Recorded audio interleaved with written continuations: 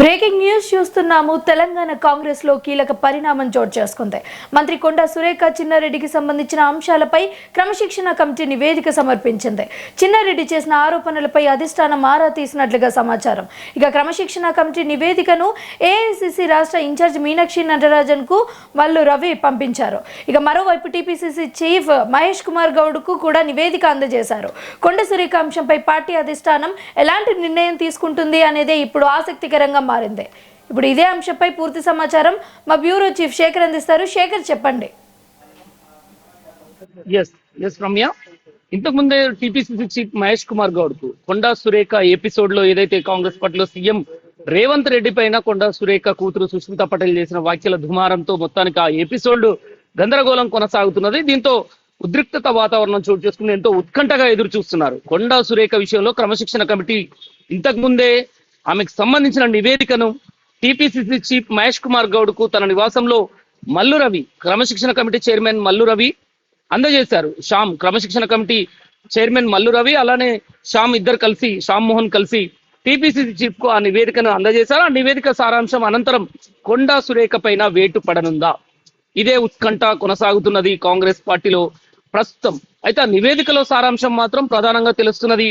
ఆ నివేదికని ఏఐసిసికి పంపుతారని ఇప్పటికే అనేక మార్లు ఈ కొండా సురేఖ వివాదం పైన అటు సీఎం రేవంత్ రెడ్డితో TPCC chief Mahesh Kumar Goud and Mallu Ravi, క్రమశిక్షణ కమిటీ చైర్మన్ మల్లు రవి కూడా అనేక మార్లు భేటీ అయ్యారు.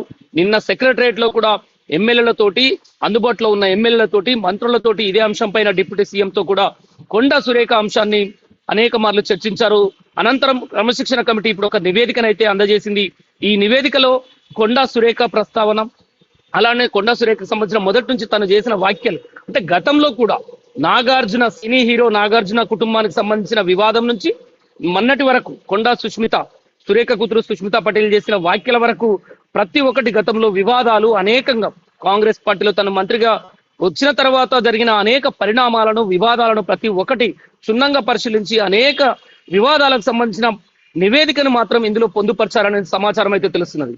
ఇదే అంశం పైన ఇప్పటికే ఎమ్మెల్యేలు కూడా, మంత్రులు కూడా పెద్ద ఎత్తున కొండా సురేఖను బర్తరఫ్ చేయాలి, పార్టీ నుంచి సస్పెండ్ చేయాలని పెద్ద ఎత్తున డిమాండ్ వస్తున్న నేపథ్యంలో ఆ నివేదిక పైనే ఎంతో ఉత్కంఠ నెలకొన్నది. ఈ నివేదికలో ఏముంది?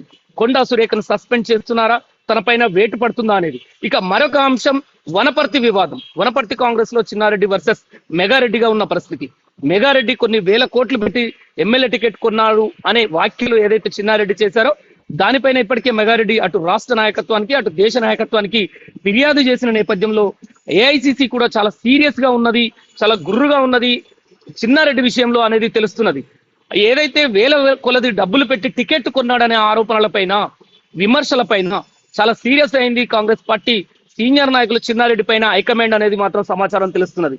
ఈ నేపథ్యంలో ఏఐసిసికి ఈ పూర్తి నివేదిక సారాంశం చూసిన తర్వాత రాత్రికి రాతే మరి ఈ రోజు ఏమైనా జరగబోతుందా?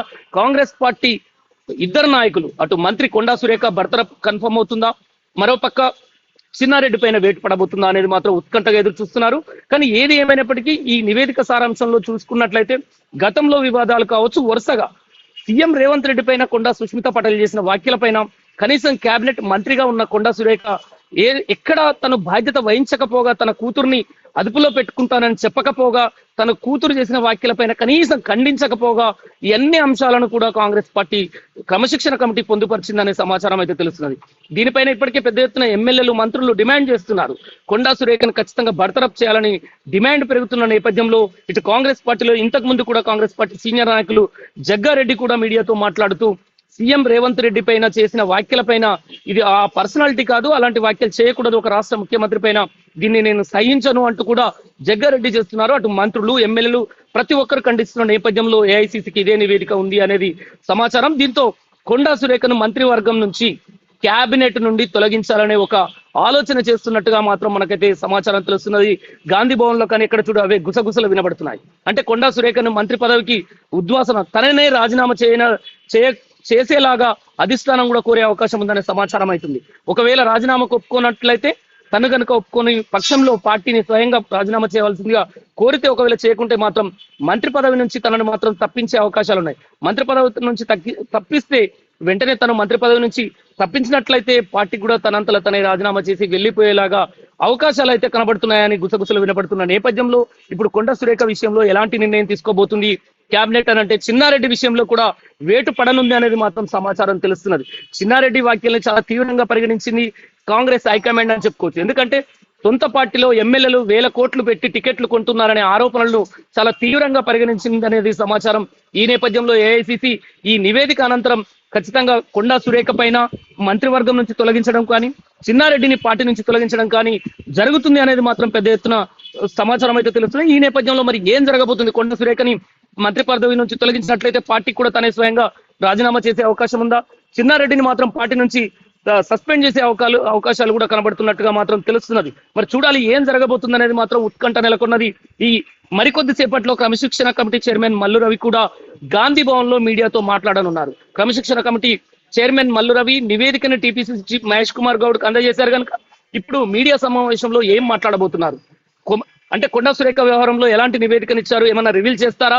మీడియాతో మాట్లాడతారా? మరికొద్ది సేపట్లో గాంధీ భవన్ లో మీడియా సమావేశం ఉంది. ఎప్పటికప్పుడు అప్డేట్స్ మాత్రం మనకు తెలియాల్సి ఉంది. చూడాలి మరి ఏం జరగబోతుంది అనేది మరికొద్ది సేపట్లో తెలిసే అవకాశం ఉంది రమ్య.